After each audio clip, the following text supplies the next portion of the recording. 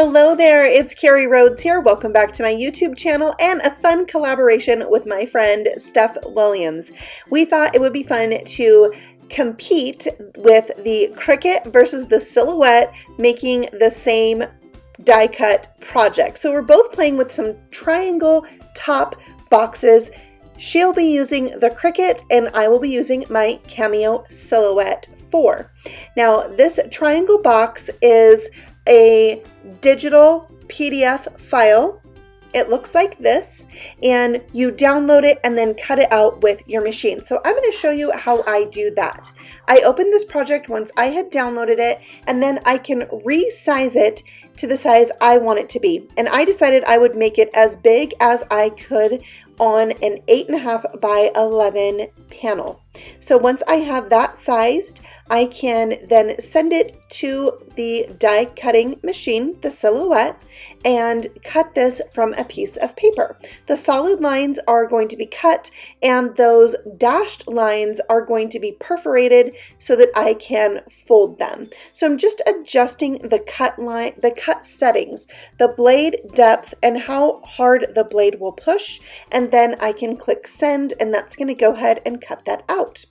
Next, I wanted to have an Easter bunny on mine, so I also downloaded this image right here, and I'm turning it sideways and resizing it because I want to fit this onto the front of the box. So I'm just shrinking it down and then laying it on top of what I already have cut so that I can see how it will fit.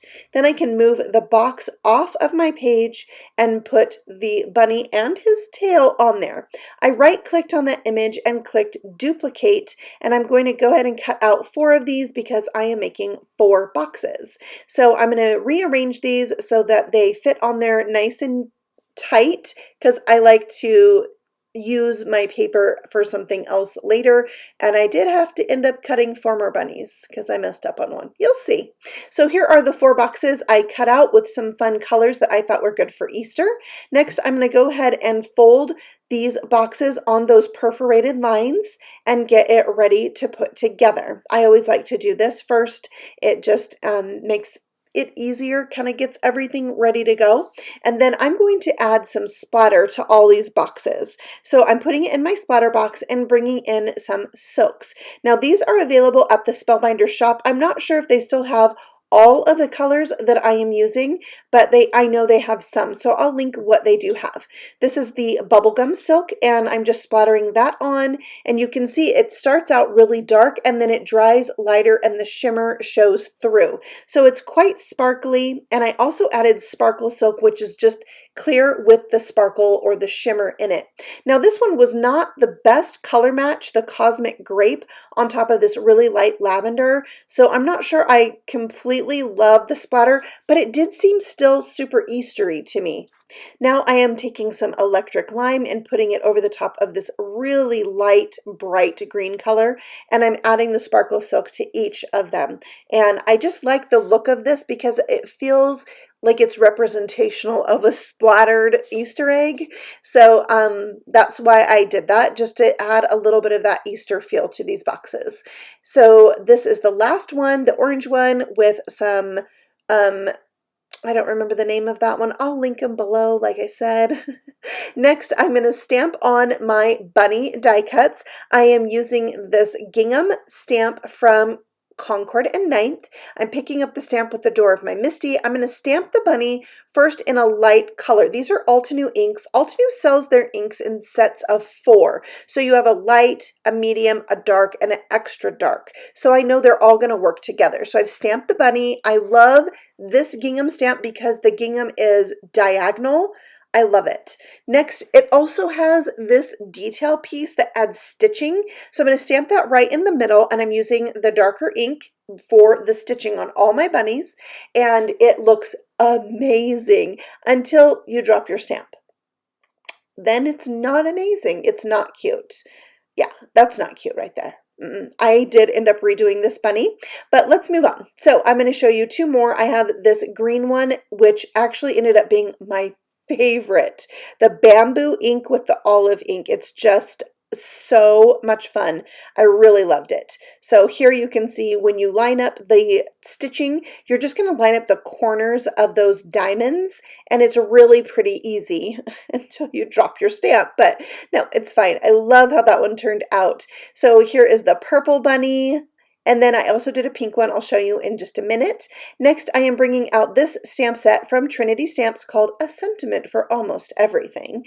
And I'm stamping Happy Easter with clear pigment ink onto scraps of leftover cardstock from die cutting out my boxes. And then I'm going to emboss my sentiment with white powder. And I'm going to do this in all 4 of those colors. So I have a matchy-matchy sentiment for each of my Easter boxes. And I am so excited to see what Stephanie is going to make with her triangle top box. I know that she was excited to play with this. She actually picked this particular box for us to use. So I cannot wait to see what she made. At the time I'm recording this, I haven't seen it. I'm going to wait till the video goes live and watch it just like you guys. So if you want to see her video, I'm going to have it linked in the description box below so you can go check her out. I think Stephanie is fabulous. I'm such a fan of her cards, and I know you're going to love her too if you haven't already checked out her channel. So I just trimmed down my sentiments using my quick trimmer from Spellbinders. It's kind of a new tool and it's pretty fabulous. Like, it was really quick and easy just to trim the tops off of those. Next, I am adding some super skinny 1/8 of an inch score tape to all the flaps, and then I'm also adding liquid adhesive. In my personal experience, I've had trouble with 3D items popping open after they've, been sitting around for a couple weeks.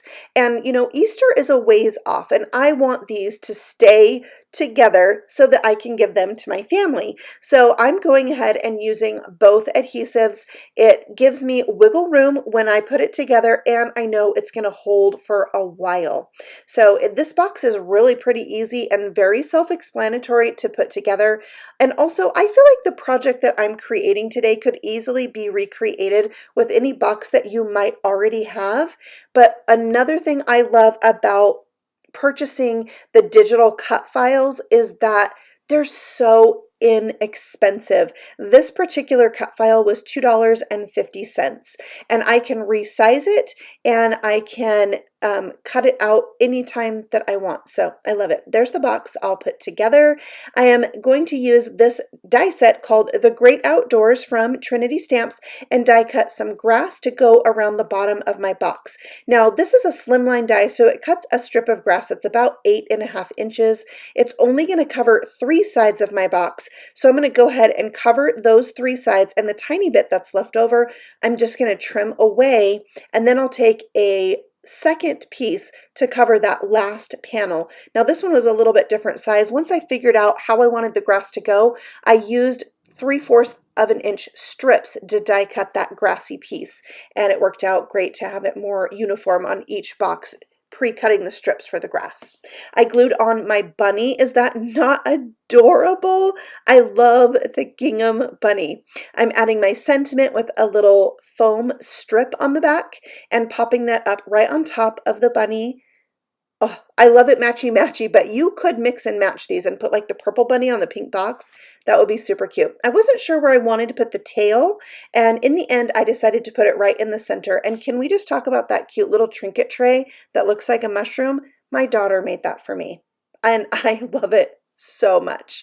Now I'm taking some twine and weaving that through the top of the box. Think of this as like a drawstring bag. How that would close, you're just weaving it through those holes, and then you're going to pull it tight. You don't have to use any adhesive on the top, and then you can just tie a bow right there, and that will hold it shut, just like that. Now I'm taking some Cosmic Shimmer white fluffy stuff and putting this on the tail, and you're going to see how I make this even fluffier at the end of the video, so stay tuned for that because it's practically magical. Now I'm putting together the orange box. I'm going to speed this up since you've already seen me put it together one time. And like I said, it's pretty self-explanatory. One thing I wanted you to see is that once you get that final flap and side together, you can take your crease tool or bone folder and use that to press down those flaps. Again, I'm putting grass all the way around. I'm doing all 4 of my boxes the same. Once you figure out the design of a project, it's really easy to then mass create a few more and just change up simple things like the colors that you use. So this orange one, it's so Eastery to me, like a carrot. I love it. So there's the tail and the sentiment, and I'm tying it off with the same twine. By the way, this is jute twine that I got at the Dollar Tree. It's a giant roll, and I love this twine because it's kind of thick and kind of fuzzy. There's the purple box, and here's the green box. So cute. Now, I wanted to show you if the top of your box isn't coming together super tight and it's kind of puffing apart at those scored lines or where the triangles meet, just go in and squeeze them together and really press out those folds, and then it will have a tighter fit. Here are all 4 of the boxes that I made. I had to stop. I could have made a rainbow of these boxes. They're so much fun.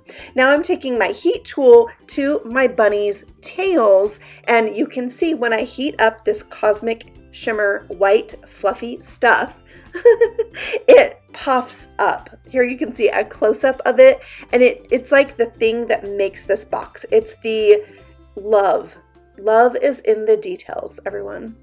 All right, so that is it for me today. I had so much fun making these boxes. Like I said, I might make a few more, and I am excited now to click over and see what Steph made. I invite you to do the same with me. Her video is linked for you below. Let's go check it out and leave her some love and let her know what you think. We also would love to know if you are a Cricut user or a Silhouette user, and what do you like to make with your machine? Let us know.